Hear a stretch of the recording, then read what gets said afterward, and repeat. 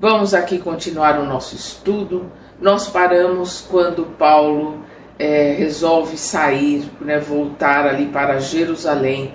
Nós vamos ver que João está em Éfeso. João coloca para ele que ele gostaria que ele ficasse, mas ele precisa levar o dinheiro para Jerusalém. O dinheiro que ele arrecadou em todos os lugares, ele precisa levar para Jerusalém. E aí João concorda com a ida dele. Nós vamos ver aqui, vamos pegar só um pedacinho aqui do nosso final. O filho de Zebedeu, João, que conhecia o projeto antigo de arrecadar dinheiro para Jerusalém, deu-lhe razão para empreender a viagem sem mais demora. Como já se encontrassem novamente ao seu lado, Silas e Timóteo fizeram-lhe companhia nessa nova excursão. Por meio de enormes dificuldades, mas pregando sempre a boa nova com verdadeiro entusiasmo devocional, chegaram ao porto de Cesareia, onde permaneceram alguns dias, instruindo os interessados no conhecimento do Evangelho. Dali, dirigiram-se a pé para Jerusalém, distribuindo consolações e curas ao longo do caminho. Então eles foram a pé, de Éfeso, hoje é Turquia, até Jerusalém. É uma tremenda de uma jornada.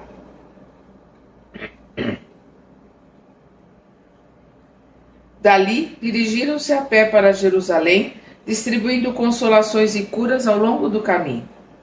Chegados à capital do judaísmo, o ex-pescador de Cafarnaum, Simão Pedro, ex-pescador de Cafarnaum, recebeu-os com júbilos inexcedíveis. Simão Pedro apresentava grande abatimento físico em virtude das lutas terríveis e incessantes para que a igreja suportasse sem maiores abalos as tempestades primitivas. Seus olhos, porém, guardavam a mesma serenidade características dos discípulos fiéis. Ou seja, o corpo está em frangalhos, está doente, está abatido, mas os olhos transmitem amor, serenidade e paz. A paz é uma conquista interior. E ali todos os discípulos e todos aqueles trabalhadores estavam conquistando a sua paz interior, e isso transparece nos olhos. Os olhos são o espelho da alma. Paulo entregou-lhe alegremente a pequena fortuna, cuja aplicação iria assegurar maior independência à instituição de Jerusalém, para o desenvolvimento justo da obra do Cristo. Pedro agradeceu comovido e abraçou-o com lágrimas. Os pobres, os órfãos, os velhos desamparados e os convalescentes teriam doravante uma escola abençoada de trabalho santificante. Pedro notou que o ex-rabino também estava quebrado de corpo. E como, Paulo estava ali de tantos açoites, doença, apedrejamento, por tudo que ele passou, ele devia estar mesmo ao quebrado, como ele coloca aqui. Então Pedro notou que o ex-rabino também estava ao quebrado de corpo. De alma, de mente, ele nunca esteve tão bem e tão iluminado, Muito magro, muito pálido, cabelos já grisalhos, tudo nele denunciava a intensidade das lutas empenhadas. As mãos e o rosto estavam cheios de cicatrizes. O ex-pescador, Simão Pedro, diante do que via, falou-lhe com entusiasmo das suas epístolas, falou ali com entusiasmo das cartas que Paulo estava enviando para todas as assembleias, aquelas igrejas formadas ali, que na realidade são assembleias, são pequenos grupos de culto ao evangelho. Então esse pescador, diante do que via, falou-lhe com entusiasmo das suas epístolas, que se espalhavam por todas as igrejas, lidas com avidez. Profundamente experimentado em problemas de ordem espiritual, alegou a convicção de que aquelas cartas provinham de uma inspiração direta do Mestre Divino. Observação que Paulo de Tarso recebeu comovidíssimo, dada a espontaneidade do companheiro. Então, Simão Pedro ali, por ter convivido com o Cristo, ele sabia que aquelas palavras, aquelas colocações que Paulo estava colocando nas cartas, vinham do Cristo. E a gente sabe que vem mesmo, né? O próprio mestre colocou que Estevão estaria ali como interlocutor, que Estevão traria a Paulo as palavras, as colocações de Jesus. Além disso, acrescentava Simão prazerosamente: não podia haver elemento educativo de tão elevado alcance como aquele. Até hoje, né? As cartas de Paulo são lindas, principalmente aos Coríntios. As cartas aos Coríntios são poemas, né? Conhecia cristãos da Palestina que guardavam cópias numerosas da mensagem aos Tessalonicenses. As igrejas de Jope e Antipátride, por exemplo, comentavam as epístolas frase por frase. O ex-rabino sentiu imenso conforto para prosseguir na luta redentora. Após alguns dias, demandou Antioquia, né? Viajou para Antioquia, junto dos discípulos. Descansou algum tempo junto dos companheiros bem-amados, mas sua poderosa capacidade de trabalho não permitia maiores intermitências de repouso. Então a gente vê ele aqui trabalhando o tempo todo, pouco descanso. Ele sabe do trabalho que ele tem que fazer e ele sabe que repouso não está nos planos do mestre para ele. Nessa época, não passava semana que não recebesse representações de diversas igrejas dos pontos mais distantes. Antioquia da Psídia sumariava dificuldades. Icônio reclamava novas visitas. Bereia rogava providências. Corinto carecia esclarecimentos. Colossos insistia por sua presença breve. Paulo de Tarso, valendo-se dos companheiros da ocasião, enviava-lhes letras novas, a todos atendendo com o maior carinho. Então vinham esses mensageiros para trazer as notícias, né, colocar os problemas que aquelas assembleias tinham. Paulo escrevia as cartas e eles levavam, né? Então aqui foram as cartas, né, para Jope, para Antioquia de Psíade, para Corinto. Então para todos os lugares, conforme o problema que era apresentado, ele respondia com as suas cartas. Em tais circunstâncias, nunca mais o apóstolo dos gentios esteve só na tarefa evangelizadora. Então ele estava ali com seus trabalhadores, ele tinha ali Timóteo e Silas, que ele ditava. A gente vai ver, né, que agora dito, ele coloca isso, agora ditando, ele está ditando as cartas, porque ele quer a ajuda dos companheiros, porque se ele não tivesse captando direito, a gente viu isso no nosso estudo passado, que se ele não tivesse captando direito a mensagem do mestre, os outros dois estariam também, então os três juntos poderiam fazer um trabalho melhor. Então por isso que ele estava ditando, ele ditava essas cartas, e aí esses companheiros vinham com o problema e levavam as respostas. E aí ele nunca mais esteve só, ele nunca esteve só, né? A gente sabe que Estevão e Abigail estiveram sempre com ele, mas ele está com todos os outros, né? Prisca, Áquila, Silas, Timóteo e muitos outros. Sempre assistido por discípulos numerosos, suas epístolas, que ficariam para os cristãos do futuro, estão em sua maioria repletas de referências pessoais, suaves e doces. Terminando o estágio em Antioquia, voltou ao berço natal, né? Da onde ele é, Tarso. Então ele voltou a Tarso. Aí falando as verdades eternas e conseguindo despertar grande número de tarsenses para as realidades do Evangelho. Em seguida, internou-se de novo pelas alturas do Tauro. Vamos lembrar que Tauro são aquelas montanhas que circundam a cidade de Tarso, e lá tem cavernas. Por isso que o Emmanuel coloca aqui que internou-se, né? Então ele se colocou naquelas cavernas, até porque, né, ele tem lembranças boas. Na sua primeira ida ali para Tarso, ele se exilou, ele ficou numa daquelas cavernas. Foi onde pela primeira vez ele viu, né, ele sonhou com Abigail, né, Estevão, os dois conversando com ele. E aí a gente lembra que Abigail colocou aquela frase para ele, né, ama, trabalha, espera, confia. Então, em seguida, internou-se de novo pelas alturas do Tauro, visitou as comunidades de toda a Galácia, e depois nós vamos ver, né, as epístolas, as cartas aos Gálatas, né, e Frígia, levantando o ânimo dos companheiros de fé, no que empregou elevada percentagem de tempo. Nesse afã incansável e incessante, conseguiu arregimentar novos discípulos para Jesus, distribuindo grandes benefícios em todos os recantos iluminados pela sua palavra edificante, porque também ilustrada em fatos.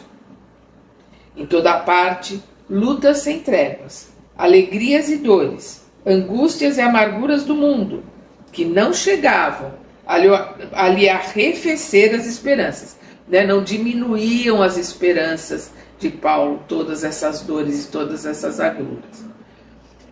Então aqui está, né? As dores, angústias e amarguras do mundo, que não chegavam ali a arrefecer as esperanças nas promessas de Jesus.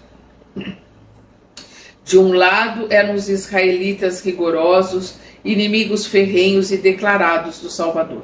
Do outro, os cristãos indecisos, vacilando entre as conveniências pessoais e as falsas interpretações. O missionário tarsense, né, Paulo, no entanto, conhecendo que o discípulo sincero terá de experimentar as sensações da porta estreita, que está aqui entre aspas, porque são palavras de Jesus. Então, o discípulo sincero, aquele que está aprendendo, aquele que está realmente se dedicando, vai enfrentar a porta estreita, vai passar pela porta que você tem que passar agachado, quase se arrastando e sozinho. Porque na porta larga vai de manada, não precisa nem andar, a manada empurra. Então, o missionário tarsense, no entanto, conhecendo que o discípulo sincero terá de experimentar as sensações da porta estreita todos os dias, nunca se deixou empolgar pelo desânimo, renovando a cada hora o propósito de tudo suportar, agir, fazer e edificar pelo Evangelho, inteiramente entregue a Jesus Cristo. Vencidas as lutas indefesas, quer dizer, as lutas com ele, não tinha como se defender nelas, deliberou regressar a Éfeso, interessado na feitura do Evangelho decalcado nas recordações de Maria.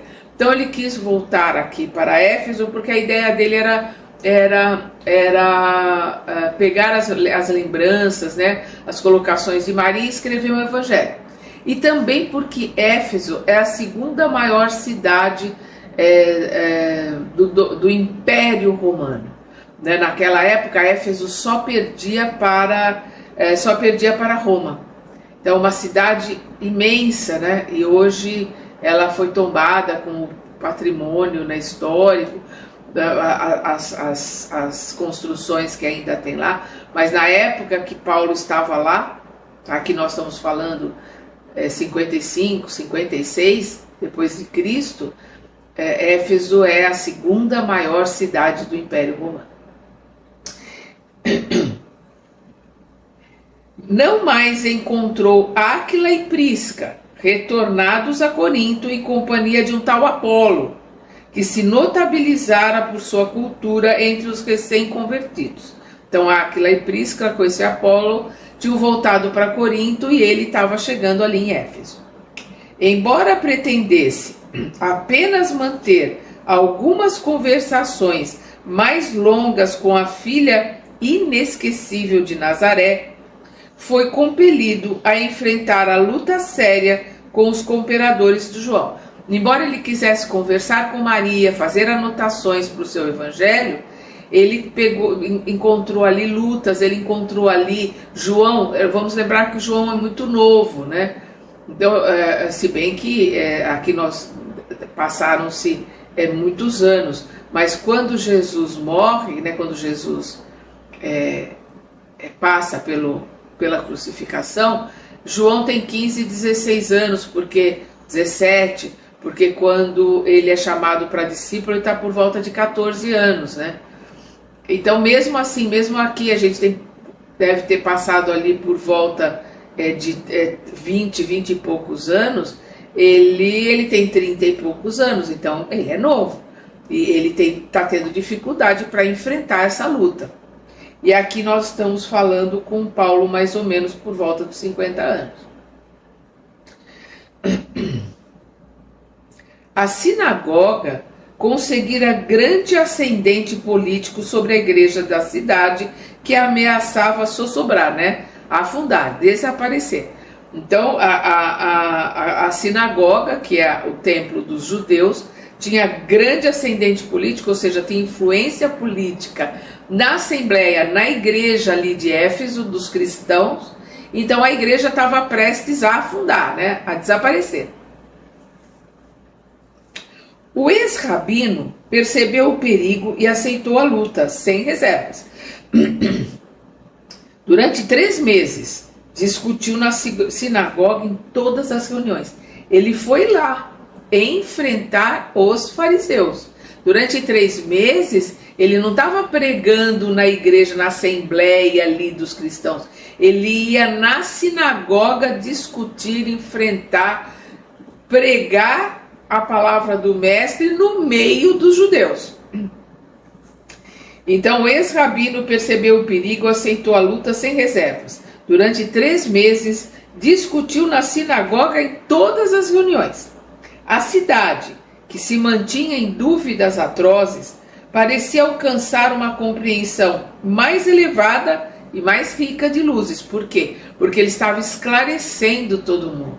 Na hora que ele mostrava que Jesus não veio modificar a lei, né? Não veio modificar a Torá, mas ratificar, colocar a lei em prática, né? E ensinar o amor, trazer novos ensinamentos, aí aquelas dúvidas, aquelas discussões começaram a diminuir, a arrefecer, né? E começaram a aumentar o número de cristãos e principalmente uma tranquilidade no meio dos cristãos. É isso que o Emmanuel estava colocando aqui. Uma compreensão mais elevada e mais rica de luzes, né, de esclarecimento.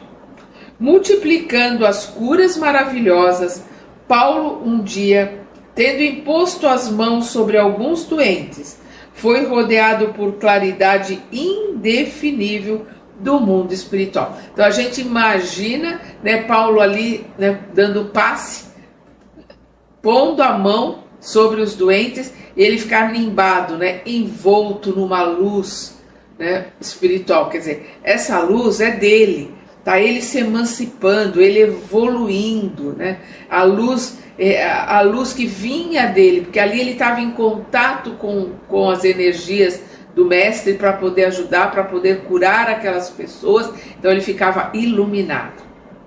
As vozes santificadas que se manifestavam em Jerusalém e Antioquia falaram na praça pública. O que ele está colocando aqui? O que estava acontecendo em praça pública? Né? Vozes diretas. Né? A pneumatografia, ou seja, vozes que surgiam do nada, não era ninguém falando, né? A gente sabe que o plano espiritual materializa, né, um órgão fonador, e ali daquele órgão os espíritos falam, né? Então é voz direta. Imagina a voz direta, o plano espiritual em plena praça pública, o que isso não causou de emoção, né, e comoção em todos aqueles que estavam ali na praça. Então as vozes santificadas que se manifestavam em Jerusalém e Antioquia falaram na praça pública. A gente sabe que tanto em Jerusalém como em Antioquia eles recebiam instruções, conversavam com os espíritos através de voz direta. Esse fato teve enorme repercussão, a gente imagina quanto, né? E deu maior autoridade aos argumentos do apóstolo em contradito aos judeus.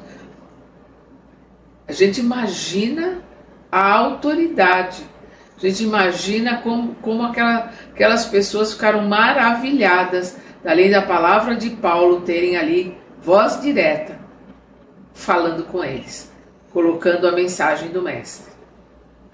Em Éfeso não se falava de outra coisa. Imagina-se, né? Por maior que fosse a cidade, é uma aldeia. Então, e essas coisas se espalham, né? Em qualquer canto. Não precisa nem de WhatsApp, nem de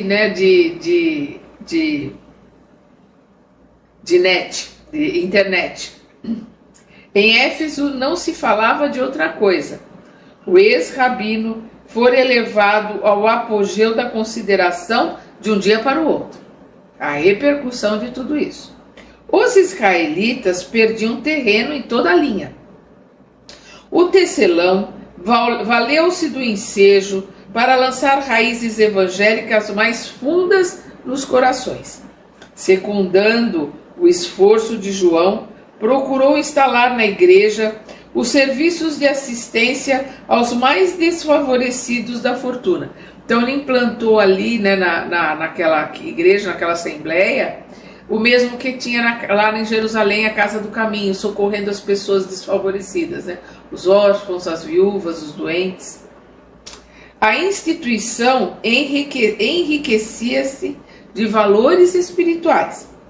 Compreendendo a importância da organização de Éfeso para toda a Ásia, lembrando que é a segunda maior cidade, só está atrás de Roma, Paulo de Tarso deliberou prolongar ali a sua permanência. Resolveu ficar ali mais tempo por causa da importância da cidade, né, para poder dali espalhar os ensinamentos. Vieram discípulos, né, de Macedônia, Áquila e a esposa tinham regressado de Corinto. Vieram discípulos em Macedônia. Áquila e a esposa, Prisca, tinham regressado de Corinto. Timóteo, Silas e Tito cooperavam ativamente visitando as fundações cristãs já estabelecidas. Assim, vigorosamente auxiliado, o generoso apóstolo multiplicava as cartas e os benefícios em nome do Senhor. Então aqui nós vamos ver que é a maior produção de cartas dele. Se coloca que são mais ou menos 20 cartas, né? Dentro do Evangelho, né? do Novo Testamento, como a gente conhece, né? Na Bíblia cristã, tem 14. Nós temos ali 14 cartas. Mas sabe-se que tem mais cartas, algumas são consideradas apócrifas, né? Quer dizer, são consideradas que não são de Paulo. Trabalhando pela vitória dos princípios do mestre, fez que muitos abandonassem crendices e superstições perigosas para se entregarem aos braços amorosos do Cristo. Aqui ele trabalhando com os gentios, né? Com os pagãos. Em ritmo de trabalho fecundo, perdurava há mais de 2 anos, quando surgiu um acontecimento de vasta repercussão entre os efésios. Em ritmo de trabalho fecundo, né, com esse trabalho dando resultado com muito progresso, já há mais de 2 anos. E aí nós vamos ver aqui, surgiu um acontecimento de vasta repercussão entre os efésios. A cidade votava um culto especial à deusa Diana. Vamos lembrar que a deusa Diana, que é a deusa da caça para os romanos, é a deusa Ártemis, né, para os gregos. E aqui o Emmanuel coloca uma nota. Deusa da lua e da caça, filha de Júpiter e Latona, irmã gêmea de Febo, né, é Diana. Corresponde à deusa Ártemis da mitologia grega. Pequeninas estátuas imagens fragmentárias da divindade mitológica surgiam em todos os cantos, bem como os adornos da população. Então, esses artesãos, oríveis, eles faziam joias, faziam pequenos adornos, faziam estátuas, faziam enfeites que eles vendiam ali nas datas de culto à deusa Ártemis para os gregos e Diana para os romanos. A pregação de Paulo, entretanto, modificava as preferências do povo. Aquele povo pagão já não mais acreditava nesses deuses, eles estavam se modificando, estavam se tornando cristãos, e isso começou a incomodar, porque eles estavam tendo dificuldade para vender, né, as joias, vender os enfeites, vender as coisas que eles vendiam ali para serem levados para os templos, ou para as pessoas comprarem como talismã, né, para aqueles que viessem só para visitar o templo, para levar de volta para sua cidade. Como a gente faz hoje, comprando lembrancinha de viagem, né? A pregação de Paulo, entretanto, modificara as preferências do povo. Quase ninguém se interessava mais pela aquisição das imagens da deusa. Esse culto, porém, era tão lucrativo que os ourives da época, chefiados por um artífice de nome Demétrio, iniciaram veemente protesto perante as autoridades competentes. Os prejudicados alegavam que a campanha do apóstolo aniquilava as melhores tradições populares da cidade, notável e florescente. Então estavam sentindo no bolso o resultado da pregação do apóstolo, né? Do apóstolo dos gentios, de Paulo. O culto a Diana vinha dos antepassados e merecia mais respeito. Além disso, toda uma classe de homens válidos ficava sem trabalho. Demétrio movimentou-se. Os ourives reuniram-se e pagaram amotinadores. Olha que como eles não estão conseguindo amealhar pessoas na cidade, porque elas estavam se transformando com os ensinamentos de Paulo, eles tiveram que contratar amotinadores, contratar pessoas especificamente para criar o motim. Os ourives reuniram-se e pagaram amotinadores. Sabiam que Paulo falaria no teatro naquela mesma noite que sucedeu as combinações definitivas. Pagos pelos artífices, né, pelos artesãos, os maliciosos, esses que foram pagos para fazerem motim, para fazerem bagunça, começaram a espalhar boatos entre os mais crédulos, né, os mais simples, os que ainda acreditavam na deusa Diana ou na deusa Ártemis. Então, os mais crédulos, os maliciosos começaram a espalhar boatos entre os mais crédulos. Insinuavam que o ex-rabino preparava-se para arrombar o templo de Diana. E aqui nós temos uma nota, quando ele coloca: o templo de Diana foi considerado uma das 7 maravilhas do mundo antigo, localizado em Éfeso. Foi construído no século VI a.C. Atualmente resta apenas uma coluna do templo inicial. Então eles estão espalhando, né, para a gente ver que fake news não é uma coisa de agora. Então naquela época já existia, as pessoas eram contratadas para espalhar fake news, né, para espalhar mentira, para eles conseguirem as coisas que eles queriam fazer. Mas como sempre em todos os lugares, inclusive hoje, só os crédulos, os ingênuos, os que não têm conhecimento verdadeiro é que caem nessas mentiras, nessas falsas notícias, né?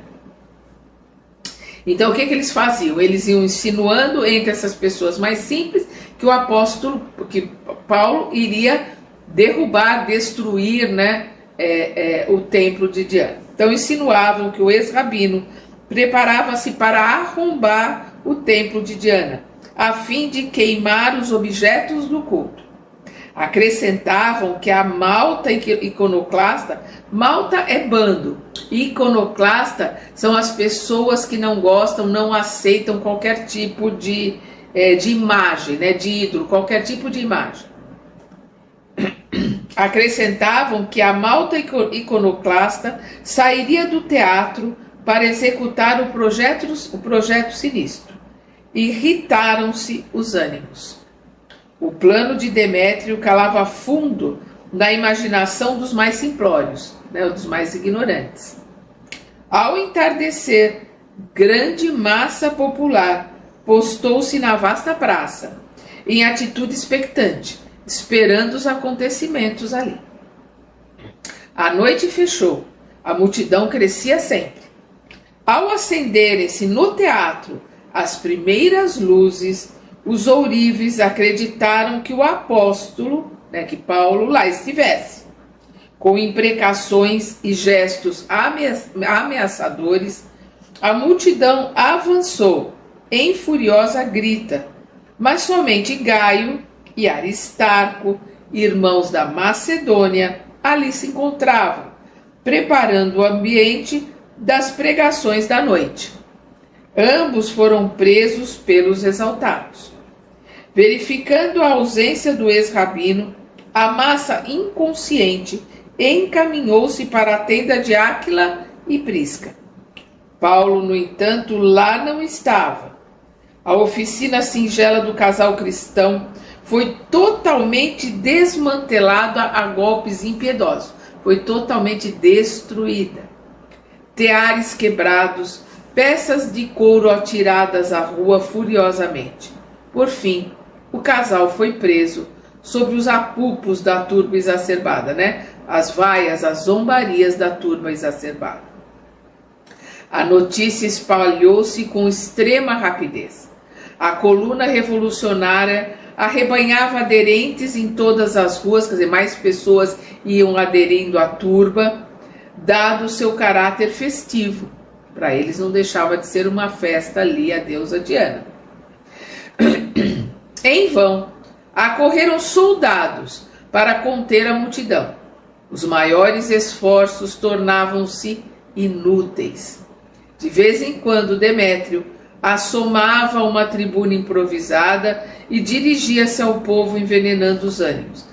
Então ele subia numa tribuna, improvisava ali um lugar para ele ficar mais alto, para todos poderem vê-lo, e aí ele improvisava ali um discurso envenenando ainda mais os ânimos daquela multidão. Recolhido à residência de um amigo, Paulo de Tarso inteirou-se dos fatos graves que se desenrolavam por sua causa. Seu primeiro impulso foi seguir logo ao encontro dos companheiros capturados para libertá-los, mas os irmãos impediram-lhe a saída. Ele seria praticamente linchado pela turma e não ia poder fazer nada pelos amigos. Essa noite dolorosa ficaria inesquecível em sua vida. Ao longe, ouvia-se a gritaria estentórica, abre aspas, grande é Diana de Éfeso, grande é a Diana de Éfeso, fecha aspas. O apóstolo, porém, constrangido à força pelos companheiros, teve que desistir de esclarecer a massa popular na praça pública. Eles seguraram ele ali à força.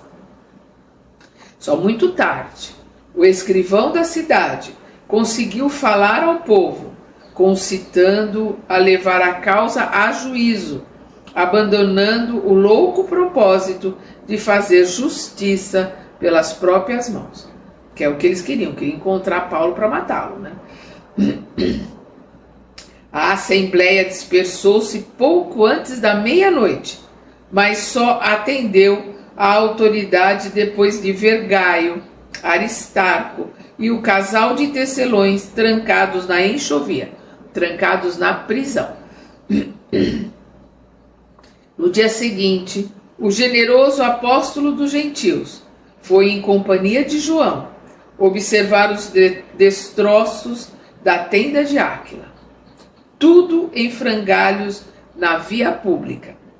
Paulo refletiu com imensa mágoa nos amigos presos e falou ao filho de Zebedeu, com os olhos mareados de lágrimas. Filho de Zebedeu é João. Aqui as palavras de Paulo. Como tudo isto me contrista, me entristece, me amargura. Áquila e Prisca têm sido os meus têm sido meus companheiros de luta desde as primeiras horas da minha conversão a Jesus. Vamos lembrar que ele conheceu Áquila e Prisca lá no deserto de Dan. Logo assim que ele se converteu, e o irmão de Gamaliel conseguiu para ele o emprego, né? Gamaliel conseguiu com o irmão dele o emprego para Paulo no deserto de Dan como tecelão, e lá ele conheceu Áquila e Prisca. Continua Paulo falando: por eles devia eu sofrer tudo, pelo muito amor que lhes devo. Assim, não julgo razoável que sofram por minha causa. A causa é do Cristo, respondeu João com acerto. Então João aqui colocando para ele que ele estava ali se sentindo culpado, aí João mostra para ele: a causa não é sua, a causa é do Cristo, é muito maior do que você. O ex-rabino pareceu conformar-se com a observação e sentenciou: sim, o mestre nos consolará. E depois de concentrar-se longamente, murmurou: estamos em lutas incessantes na Ásia há mais de 20 anos. Então aqui nós estamos, como eu estava falando, em torno de 56, 57. Agora preciso retirar-me de Jônia. Jônia é uma cidade, a sudoeste de Anatólia, ali banhada pelo mar Egeu. Hoje se encontra na Turquia essa cidade. Hoje, essa região pertence à Turquia. Naquela época pertencia tudo. Acho que essa região pertencia, porque Éfeso pertencia aos gregos, mas na realidade tudo pertencia ao Império Romano. Dominou tudo. Depois, quando eles foram perdendo, esses lugares passaram a pertencer à Turquia. Agora preciso retirar-me de Jônia sem demora, que é ali, onde estava a cidade de Éfeso. Os golpes vieram de todos os lados. Pelo bem que desejamos, fazem-nos todo o mal que podem. Ai de nós, se não trouxéssemos a marca do Cristo Jesus. Então ele está colocando aqui: por todo o bem que eles desejam a todos e a fazer, e todo o bem que eles querem fazer a todos, todos desejam o mal para eles. Ai de nós, se não trouxéssemos a marca do Cristo. O pregador valoroso, tão desassombrado, sem medo e resistente, chorava. Poucas vezes a gente vê Paulo chorar. João percebeu, contemplou-lhe os cabelos prematuramente encanecidos, esbranquecidos, e procurou desviar o assunto. Palavras de João: não te vás por enquanto, disse solícito, ainda és necessário aqui. Impossível, respondeu Paulo com tristeza. A revolução dos artífices continuaria. Todos os irmãos pagariam caro a minha companhia. Mas não pretendes escrever o Evangelho consoante as recordações de Maria? Perguntou melifluamente o filho de Zebedeu. Meigamente João, o evangelista, pergunta para ele: você não vai escrever o Evangelho de Maria? Paulo responde: é verdade, confirmou o ex-rabino com serenidade amarga. Perdão. Entretanto, é forçoso partir. Caso não volte mais, enviarei um companheiro para colher as devidas anotações. E nós sabemos que quem vem colher as anotações é Lucas, Contudo, poderias ficar conosco, Então, o João colocando aqui: contudo, poderias ficar conosco. O tecelão de Tarso fitou o companheiro com tranquilidade e explicou em atitude humilde. Ele ali explicando para João os motivos dele ter que ir embora. Talvez estejas enganado. Nasci para uma luta sem tréguas, que deverá prevalecer até o fim dos meus dias. Antes de encontrar as luzes do Evangelho, errei criminosamente, embora com o sincero desejo de servir a Deus. Então a gente vê Paulo aqui, né, numa humildade, numa reflexão muito grande de tudo que ele fez. Ele coloca, né, que ele errou muito ali perseguindo os cristãos, como Saulo, mas ele tem essa consciência tranquila de que ele achava que ele estava certo. Ele achava que assim ele estava servindo a Deus. É o que ele coloca aqui, né? Antes de encontrar as luzes do Evangelho, errei criminosamente, né? Porque muitas pessoas morreram por causa dele, inclusive Estevão. Embora com o sincero desejo de servir a Deus. Fracassei muito cedo na esperança de um lar, né? As esperanças que ele tinha de ter um lar muito cedo com a morte de Abigail, né, se esvaíram. Tornei-me odiado de todos, até que o Senhor se compadecesse de minha situação miserável, chamando-me às portas de Damasco. Então estabeleceu-se um abismo entre a minha alma e o passado. É isso que é importante. Ele não ficou ali, ó dia, ó azar, olha o que eu fiz. Ele não ficou ali, ó, né, se culpando. Ele botou um abismo com o passado. O que é passado é passado. O que importa é daqui para frente. E com isso tornou-se o maior dos apóstolos, né? Se não fosse ele, nós não teríamos no Ocidente o Evangelho. Abandonado pelos amigos da infância, tive de procurar o deserto e recomeçar a vida, né? O deserto de Dan. Da tribuna do Sinédrio, regressei ao tear pesado e rústico, né? De fariseu, doutor da lei, rabino, ele passou a ser tecelão. Quando voltei a Jerusalém, o judaísmo considerou-me doente e mentiroso. Em Tarso, experimentei o abandono dos parentes mais caros. A gente viu, né? A mãe morre de tristeza, o pai o deserda, o abandona. Em seguida, recomecei em Antioquia a tarefa que me conduzia ao serviço de Deus. Desde então, trabalhei sem descanso, porque muitos séculos de serviço não dariam para pagar quanto devo ao cristianismo. Então, a reflexão humilde, mas a reflexão, a ponderação muito clara, muito lúcida, como ele diz aqui, que ele precisaria de vários séculos para poder pagar o que ele deve ao cristianismo, né? Pelo que ele causou de dor, de sofrimento, né? De morte no cristianismo. E saí as pregações. Ele coloca, depois ali de Antioquia, ele saiu as pregações. Peregrinei por diversas cidades, visitei centenas de aldeias, mas de nenhum lugar me retirei sem luta áspera. Sempre saí pela porta do cárcere, pelo apedrejamento, pelo golpe dos açoites.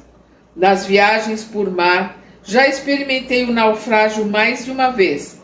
Nem mesmo no bojo estreito de uma embarcação tenho podido evitar a luta.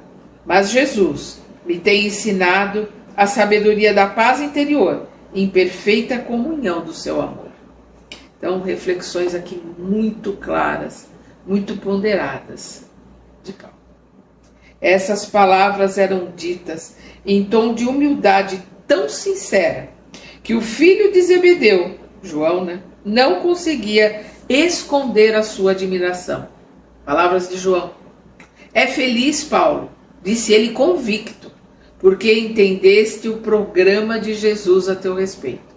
Então ele coloca, és feliz, você entendeu a tua missão, você entendeu o que Jesus espera de você.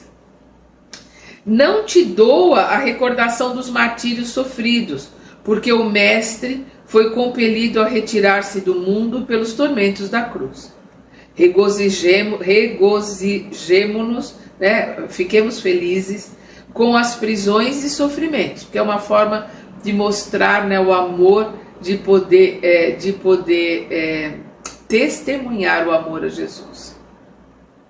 Se o Cristo partiu sangrando em feridas tão dolorosas, não temos o direito de acompanhá-lo sem cicatriz.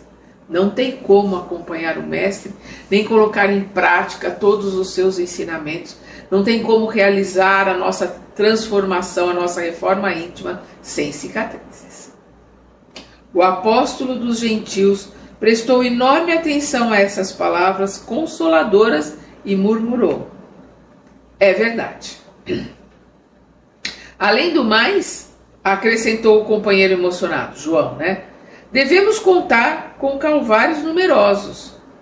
Se o Cordeiro Imaculado, Mestre Jesus, padeceu na cruz da ignomínia, da vergonha, da desonra, de quantas cruzes necessitaremos para atingir a redenção? Olha a colocação que João faz. De quantas cruzes nós que temos tanto aqui para acertar de contas precisaremos? Jesus veio ao mundo por imensa misericórdia, acenou-nos brandamente, convocando-nos a uma vida melhor.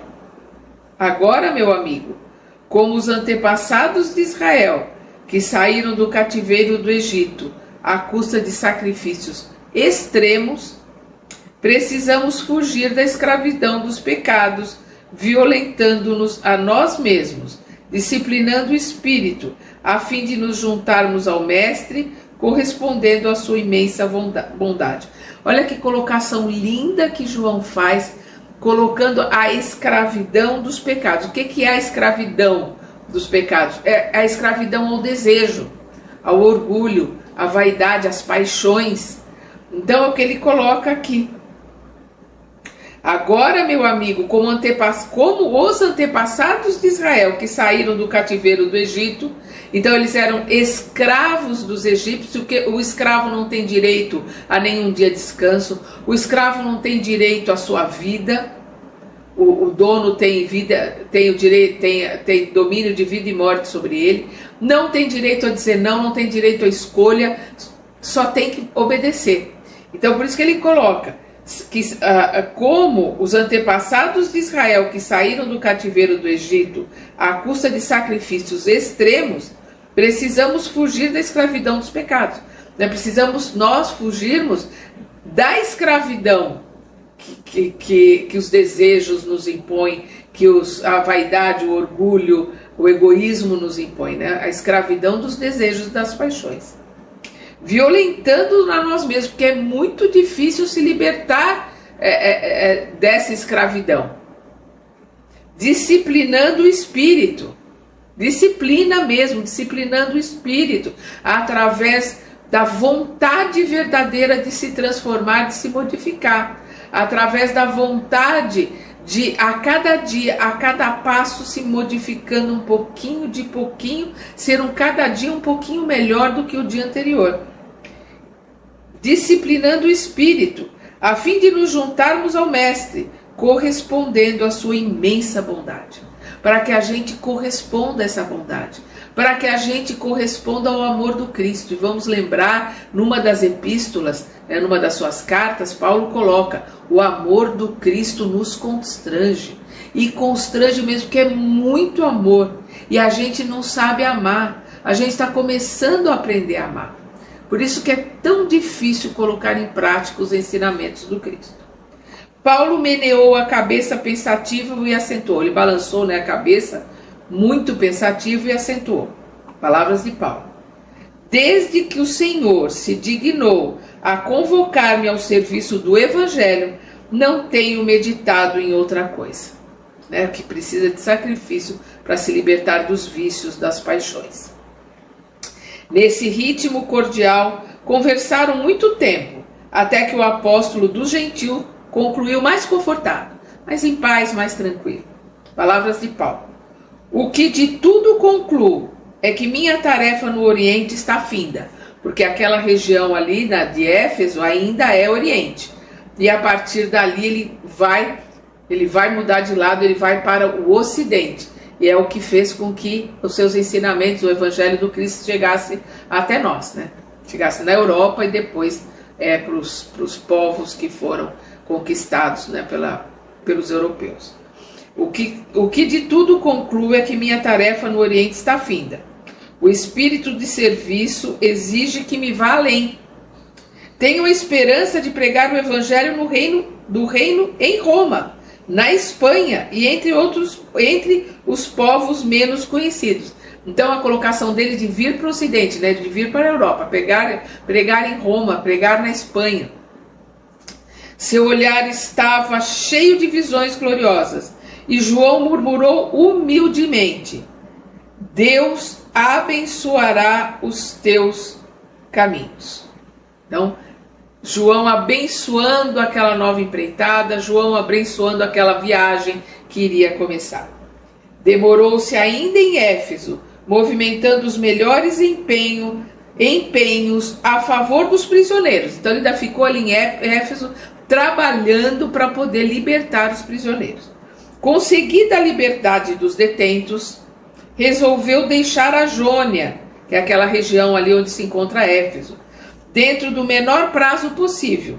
Estava, porém, profundamente abatido. Dir-se-ia que as últimas lutas haviam cooperado no desmantelo de suas melhores energias. Ele estava envelhecido, doente, acabrunhado, marcado, né, magro. Então ele estava ali bem depauperado. Acompanhado de alguns amigos, dirigiu-se para Troade, onde se demorou alguns dias edificando os irmãos na fé. A fadiga, entretanto, acentuava-se cada vez mais. As preocupações enervaram, né? As preocupações começaram a deixá-lo nervoso, desolado, triste, né? Nós vamos parar aqui. A fadiga, entretanto, acentuava-se cada vez mais, até por causa do cansaço, né? Ele estava ali se desanimando, se entristecendo um pouco, né? E muito, muito cansado. Estava cada vez mais cansado. Nós vamos continuar essa viagem, nós vamos ver que ele está indo para Troade, dali nós vamos ver que a ideia dele é para ir para Roma. Nós vamos continuar essa viagem aqui com Paulo no nosso próximo estudo. Até lá!